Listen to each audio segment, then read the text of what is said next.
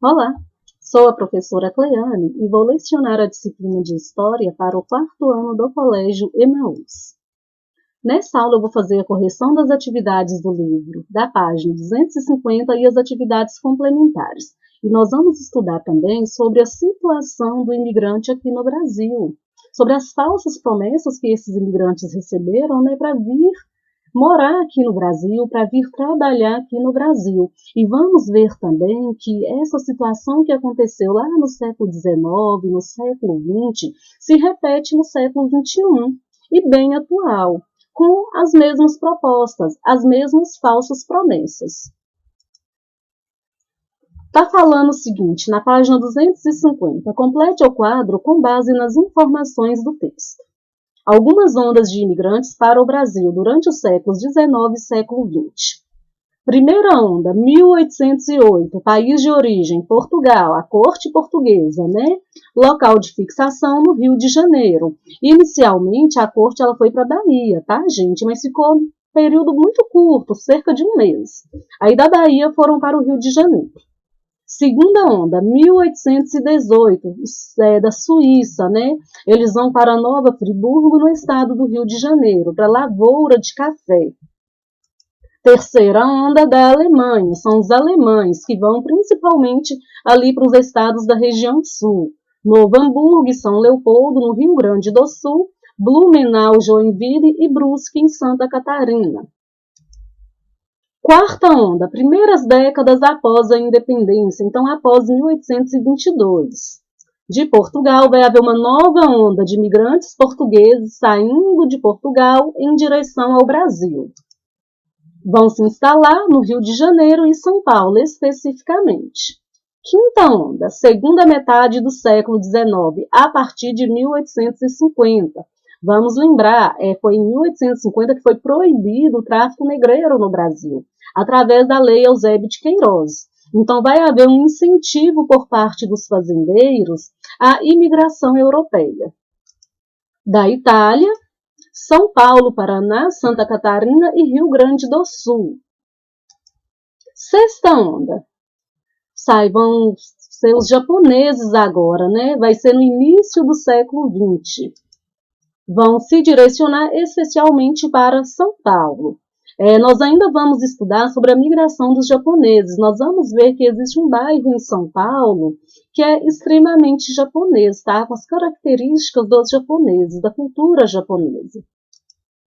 Atividades complementares. Número 1. Por que os imigrantes foram incentivados a vir em maior número para o Brasil a partir da segunda metade do século XIX? Por causa da ameaça da falta de mão de obra nas fazendas de café, diante da extinção do tráfico legal de africanos escravizados no Brasil em 1850 e do melhor trato que os proprietários consideravam ter com a mão de obra europeia, que era uma mão de obra remunerada, o que traria maior produtividade nas lavouras. No entender dos fazendeiros, a mão de obra remunerada dos europeus traria maior produtividade, porque para receber um salário, estes imigrantes vão se dedicar mais ao trabalho. 2. Observe o cartaz ao lado, é este cartaz aqui, tá bem? Distribuído pelo governo brasileiro no século XIX. Depois leia a legenda e responda a pergunta. Cartaz estimulando a migração para o Brasil. Nele se lê: na América, terras no Brasil para os italianos. Navios partindo toda semana do porto de Gênova. Gênova foi uma importante cidade da Itália, tá? Venham construir seus sonhos com a família. Um país de oportunidades, clima tropical e abundância de riquezas minerais. No Brasil, vocês podem ter o seu castelo. O governo dá terras e ferramentas para todos. De acordo com a propaganda, o que os imigrantes europeus iriam encontrar no Brasil? Só repetir aqui para dar a resposta, tá? Terras para todos, oportunidades, clima tropical, muitas riquezas minerais e terras e ferramentas a serem distribuídas pelo governo. Nós vamos ver que, na realidade, não foi bem assim que aconteceu. 3. O gráfico a seguir mostra a proporção de imigrantes que vieram para o Brasil de 1870 até 1939. Observe. Vamos observar aqui, de 1870 a 1879, nós percebemos que tem uma predominância de imigrantes italianos. De 1880 a 1889, também imigrantes italianos, seguidos pelos austríacos, né? De 1890 a 1899, imigrantes italianos, seguidos pelos espanhóis. Aqui é seguidos pelos portugueses, tá, gente? De 1880 a 1889. De 1890 a 1899, os italianos, seguidos pelos espanhóis, seguidos pelos portugueses. De 1900 a 1909, os italianos, espanhóis e portugueses. De 1910 a 1919, observem que os portugueses já superam os espanhóis e os italianos. De 1920 a 1929, o que a gente observa? Ainda predomina os imigrantes portugueses, mas a gente observa que a imigração japonesa já está aumentando muito. 1930 a 1939, nós percebemos que os imigrantes japoneses são em maior quantidade em relação às outras nacionalidades. Letra A. De que país veio a maioria dos imigrantes que chegou ao Brasil nesse período? Da Itália. Observem que os imigrantes italianos são em maior quantidade. Letra B. Em que período chegou a maior quantidade de japoneses? Período de 1930 a 1939, como aponta o gráfico. Letra C. De acordo com o gráfico, liste a origem dos imigrantes que vieram para o Brasil de 1870 a 1939. Foram os italianos, os espanhóis, portugueses, alemães, austríacos e os japoneses. Número 4. Por que o governo brasileiro também investiu na imigração durante o século XIX e início do século XX? Porque neste período, muitas autoridades governamentais e membros da sociedade compartilhavam uma ideia preconceituosa, uma ideia racista, de que por meio da imigração, a mistura com europeus e asiáticos poderia trazer o branqueamento da população brasileira. É uma ideia, um pensamento eugênico, eugenia, gente. E este pensamento ele era predominante na Europa, principalmente na Alemanha, tá bem? Eugenia quer dizer bem-nascido, é uma visão extremamente preconceituosa. Número 5. Quais são as dificuldades que os refugiados encontram no país onde chegam? Dificuldades em relação ao idioma local, falta de conhecidos, de amigos, né, para dar um suporte, para dar um amparo, para oferecer abrigo, sem emprego. Muitas vezes, a grande maioria destes refugiados, eles saem de seu país de origem sem documentos, inclusive. E quando chegam no país que os recebem, eles ainda, gente, têm que enfrentar o preconceito da população que já está neste país. Porque essa população vai ter um preconceito imaginando que esses refugiados podem ocupar seus postos de emprego, né? Uma visão muito errada também. Esses refugiados, eles são vistos de forma preconceituosa e eles precisam também de um abrigo, precisam de um emprego, né? Eles precisam de políticas governamentais que os atendam no país aonde eles cheguem. Número 6. Quem são os refugiados? São pessoas que estão fora de seu país de origem devido a temores, né, a medo de perseguição relacionados a questões de raça, religião, nacionalidade, pertencimento a um determinado grupo social ou opinião política, como também devido a graves conflitos, guerras, situações em que ocorre a violação dos direitos humanos. Esses refugiados também, eles fogem de perseguições religiosas. né? E por também, gente, esses refugiados, principalmente em países do Oriente, um exemplo claro para a gente é a Síria, que se opõe à forma de governo ditatorial, então acabam sofrendo perseguição também. Finalizamos a nossa correção. Agora nós vamos falar um pouquinho sobre os imigrantes no Brasil e as falsas promessas. Como assim falsas promessas? Quando houve o fim do tráfico negreiro em 1850, os fazendeiros eles precisavam resolver o problema da falta de mão de obra nas fazendas. Assim, eles vão encontrar, né, no incentivo à imigração, uma alternativa para suprir essa falta de mão de obra nas lavouras de café. Então, esses proprietários, né, esses grandes fazendeiros, eles vão fazer a importação de colonos europeus. Como assim a importação? Vão incentivar, vão pagar as despesas da viagem desses imigrantes para o Brasil. Um exemplo que eu trouxe aqui para vocês foi na província de São Paulo, que na época, né, não eram estados, eram províncias. O fazendeiro Nicolau de Campos Vergueiro fundou a empresa de colonização Vergueiro e Companhia. Tinha até empresa, gente, para atrair esses imigrantes. Vários funcionários dessa empresa, eles viajavam pelo continente europeu em busca dessas pessoas que se interessassem em trabalhar no Brasil. E esses funcionários faziam promessas falsas a esses imigrantes. Prometiam para eles diversas coisas que, quando chegavam aqui, não eram cumpridas.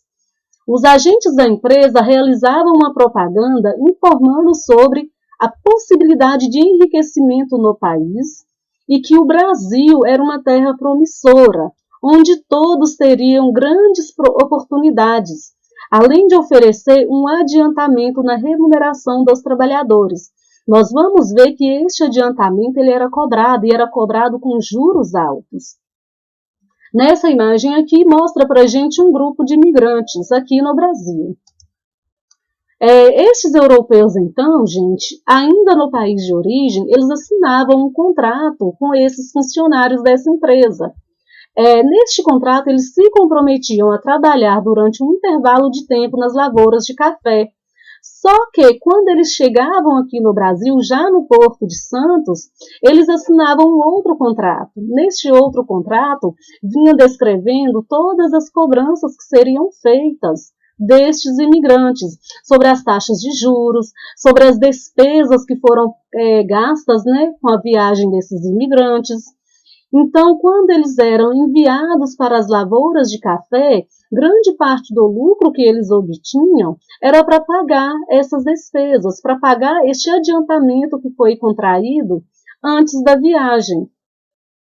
Em muitos casos, inclusive, em muitas fazendas, esses imigrantes eles eram proibidos de ir à cidade. Eles só podiam ir quando o fazendeiro permitia. Então, eles tinham que comprar suprimentos, eles tinham que comprar alimentos no armazém do próprio fazendeiro. E o preço desses produtos era elevado, era caro, né? Então, tudo que esses imigrantes produziam dava apenas para a sua sobrevivência. Em muitos casos, esses imigrantes, eles viviam em péssimas condições, viveram em péssimas condições aqui no Brasil. Na fazenda Ibicaba, em São Paulo, em 1856, um grupo de imigrantes suíços se revoltaram contra essa situação degradante, né, essas péssimas condições de vida, e promoveram uma das primeiras rebeliões de trabalhadores livres no Brasil.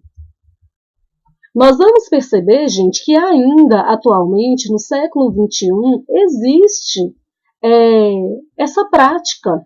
As pessoas que fazem essas falsas promessas a esses imigrantes para que eles venham trabalhar aqui no Brasil, principalmente nas últimas décadas do século XXI. A crescente demanda por mão de obra no país, resultante da expansão econômica na última década, tem exposto imigrantes de várias nacionalidades a condições de trabalho análogas às da escravidão. Análogas é que são semelhantes, parecidas, tá, gente?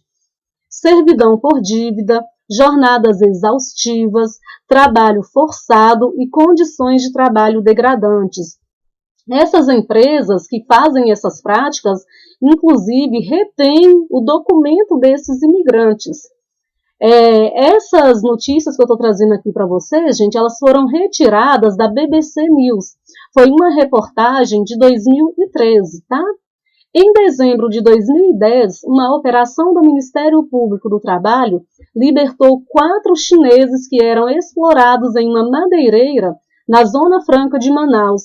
A Zona Franca de Manaus é uma região, um local, né, na região norte do Brasil. É a região mais industrializada do norte. Os trabalhadores são aliciados ainda em seu país, atraídos por falsas promessas de emprego. Eles já chegam à cidade de destino, na maioria das vezes em São Paulo, a maior cidade do Brasil em relação ao desenvolvimento econômico e à concentração populacional. Endividados com os custos da viagem e acabam sendo escravizados, com a liberdade cerceada por meio de dívidas e ameaças. Por que esses imigrantes não fazem denúncia? Por que eles não recorrem à justiça? Muitos entram de forma ilegal no Brasil e desconhecem quais são os seus direitos, né? O que é garantido a eles aqui no Brasil. Então, eles acabam tendo medo de denunciar essa exploração e ficam com medo de serem deportados para o país de origem, porque no país de origem a situação de vida deles também é muito ruim. A falta de condições, a falta de oportunidades é o que faz com que esses imigrantes venham para o Brasil ou se desloquem para outros países. Geralmente, o setor da construção civil é o que mais atrai uma boa parte desta mão de obra estrangeira. Porém, é na indústria do vestuário, na indústria têxtil, que os imigrantes estão mais sujeitos a este tipo de exploração. A situação no país de origem é tão ruim que eles acabam aceitando a exploração como forma de alimentar o sonho de um dia virar o dono da oficina e ter uma vida melhor. E o fato de não haver denúncias, gente, acaba contribuindo para intensificar esse tipo de prática ilegal. Esses empresários, esses fazendeiros que cometem essas práticas, quando são descobertos, eles são punidos, porque isso é um crime, né? É uma ação ilegal. Finalizamos, então, a nossa aula. Tem algumas atividades para vocês fazerem no livro de História, na página 253. Tem também essas 4 perguntas que são atividades complementares. Copiem as perguntas no caderno, tá bem? Bons estudos para vocês. Até a próxima aula e lembrem-se, juntos no caminho certo.